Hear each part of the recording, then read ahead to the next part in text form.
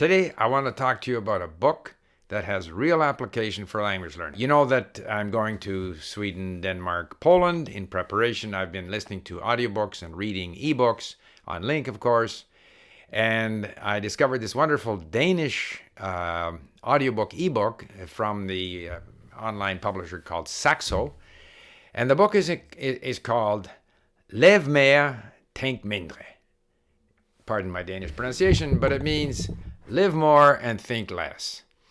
And it's by Pia Callison, and she talks about what is called metacognitive therapy, helping people who have, stress and feel depressed and so forth. Now, I'm not suggesting that language learners are depressed, but one of the symptoms of this depression that a lot of people face is this sort of fear, call it social anxiety disorder, one of the many kinds of negative feelings that people can develop, and she explains why people develop them and how to deal with it.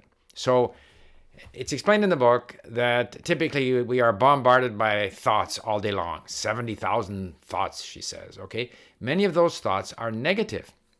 And people who struggle with depression, it's not because they have more negative thoughts than other people, but it's because they spend too much time with their negative thoughts. They ruminate, they cogitate. So again, it's explained in the book, and there's also an English language version of the book. And it is based on this metacognitive therapy, which came out of the University of Manchester in England. And she says, so there are sort of three levels of our thinking. At the lowest level are all of these thoughts that come at us, many of which might be doubts and negative thoughts and so forth, and tens of thousands. We all get them. At the next level is how we deal with them. So some people spend a lot of time delving into these negative thoughts, wondering, how did I do? Does he or she like me? Am I going to be fired? Is my pronunciation in English bad? Some of the language learning anxieties. People are going to judge my ability in the language.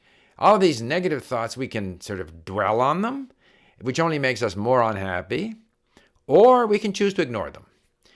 And she points out in the book that the sort of key to having a strategy of ignoring these negative thoughts, which she calls trigger thoughts, which can trigger sort of anxiety or unhappiness, the key is to have a belief system. The belief system will determine the strategy that we use to deal with all of these thoughts. So if we believe that dwelling on these thoughts, thinking about them, is going to help us, then that's what we do. If we think that these thoughts are outside of our control, or at least the negative impact of these thoughts are outside of our control, if we think that it's a function of, say, in the case of people with depression, that it's because of a negative imbalance, then they might go for medication. Or if they think that a psychologist can analyze these thoughts and find out the reasons why we have these negative thoughts, and in other words, continue to dwell on them, if we think that's the right strategy, then that's what we'll do. And in many cases, we'll be very unhappy. If, on the other hand, the belief system is that these thoughts are within our control, we can choose to ignore them. We can choose to only deal with them at a certain time of the day. We can choose to address our focus somewhere else and not focus on these negative thoughts. And if we feel that that's the right strategy, if that's our belief system, then we will adopt a strategy, a positive strategy for dealing with these negative thoughts. And so I think this has real application for language learning, because very often, we want to be happy that we're learning the language, but we want to be focused on the enjoyment of the language, of feeling that moment when we're with the language, where it's an outward focus. It's a focus on the language, on the audio, the language that we're listening to, or that we're reading, or we're speaking to people. And so it's outward, not inward, not how did I do, how am I doing? Is this right? Is that right? Why do I make mistakes? Why do I forget? So if our sort of mindfulness around our language learning is one of enjoying what we're doing in an outward-facing way, then that's going to be positive for us. If, on the other hand, we somehow feel that we have to indulge all these doubts and negative thoughts, that's probably going to, won't drive us into depression, but it will hinder our language learning. And so whenever I read something on any subject, I always bring it back to language learning.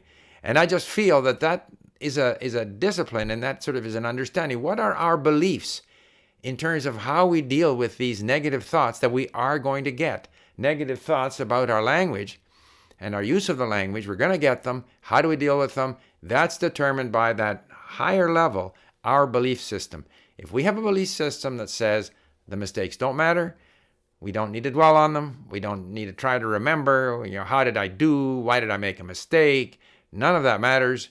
It's going forward, enjoying the language, appreciating what we have done, and where there are negative thoughts, which there will be, everyone has them, we'll just ignore them or detach ourselves from them. So I just thought that was a very interesting book with real application for language learning. Check out the link in English probably, although if you're trying to learn Danish, you might want to check out the Danish book. Thank you for listening. Bye for now.